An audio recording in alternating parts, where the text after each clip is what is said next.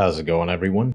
Doc here with Eyes Wide Shot Gaming, and today we are going to break down our entire Crystal Staff build souped up to comfortably get through Boss Rush on Apocalypse difficulty.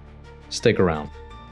Don't forget to like, comment, and subscribe to stay up to date on all of your Remnant 2 news, info, builds, and breakdowns, as well as many other games.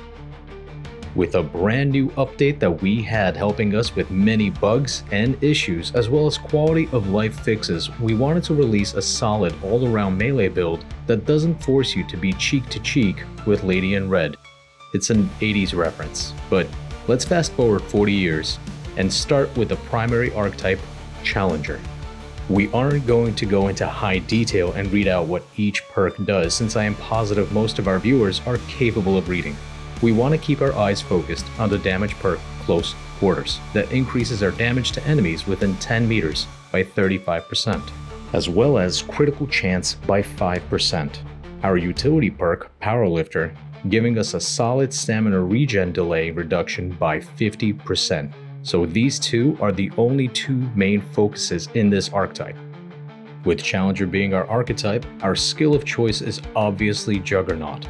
We get 3 stacks of Bulwark and a boost to our melee speed by 15%. This way, we get to charge up and fire off our melee weapon as quickly as possible.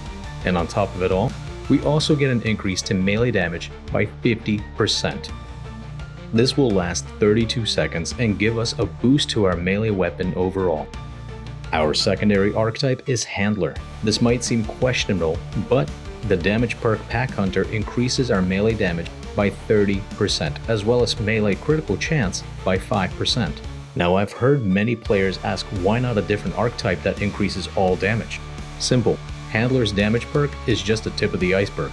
The skill along with this archetype is Attack Dog. So when we use it, our dog attacks with bleeding and gets a 20% increase to damage. And when we hold down our skill, our Attack Dog howls, increasing our damage, as well as our team's damage by 20%.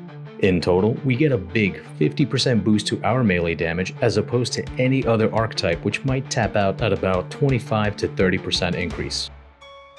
Our amulet as well as rings are very cut and dry with no special effects that aren't common.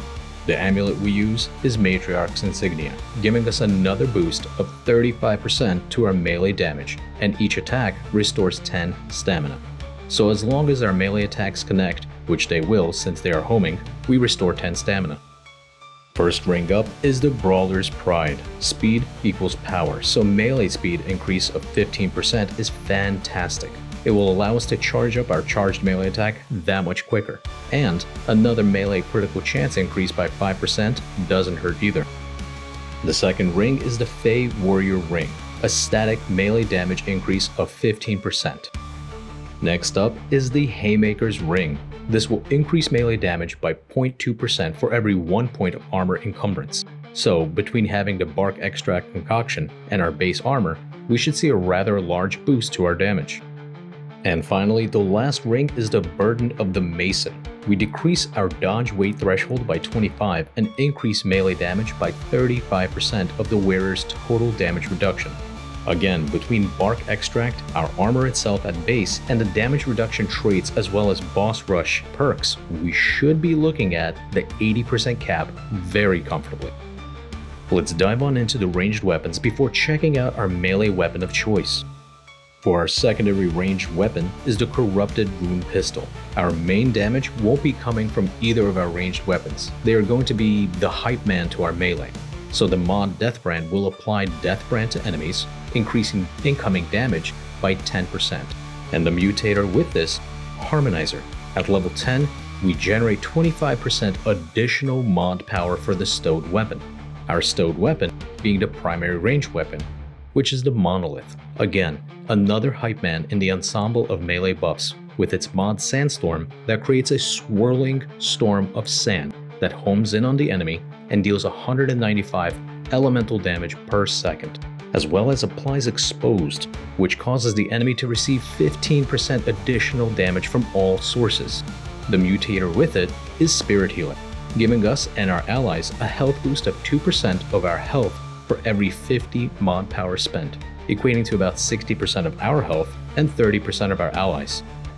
Now for the main event, the Crystal Staff. This weapon has an amazing mod called the Power Stone, which when we charge our melee, it empowers the staff for 10 seconds, causing us to launch energy bolts that seek enemies within 30 meters, dealing 409 shock damage and 1 stack of Power Stone. Once we fire off 10 melee attacks, we attain 10 Power Stones, and if we charge our melee weapon again, we call a 6-meter shockwave, dealing 326 shock damage, as well as send out 1 energy bolt per Power Stone stack that seeks a random enemy and applies Overloaded. On its own, it's a wild weapon, but with the mutator we have equipped, it becomes that much more potent. We are using Hypercharger. This will increase our charged melee stamina cost by 65%, but at the same time increase charged melee damage by a whopping 50%. And at level 10, the charged melee hits increase stamina recovery rate by 100%. But wait, there's more. If this isn't a mutator in your arsenal of pain, then we have an alternative, Volatile Strike. When we deal melee damage, we create a 3-meter blast that deals almost 718 explosive damage within every hit. And at level 10, when we trigger a blast, we increase our movement speed by 20% for 5 seconds. The Relic heart we have on is the Profane heart because of the innate 3% lifesteal, allowing us to be able to take hits like Rocky Balboa and still keep moving forward. But it ain't about how hard you hit. It's about how hard you can get hit and keep moving forward. On the left-hand side, you see our stats. Health at 130, stamina at 106, and armor at 271.2, without any concoctions or boss rush perks. On the right, we see our traits, main focus being on Fortify, Bark Skin, and Siphoner. We had 9 extra stat points, so we threw it on Arcane Strike and Shade Skin. As far as our Fragments and Prism goes, we have ourselves a god roll, but even without it, we are still going to be able to eat attacks and dish out insane damage to every enemy. The Fragments we do want to have is melee damage, total melee speed, and melee critical chance. Let's move on over to the Ward to see how this build works before showcasing a few boss fights from the boss rush.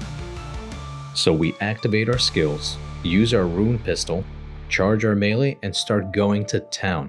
At 10 stacks, we charge our melee again, hitting for 1732 crit damage per hit, giving us a total DPS at base of about 8,000. And as always, thank you for watching, thank you for listening, and until next time, so long.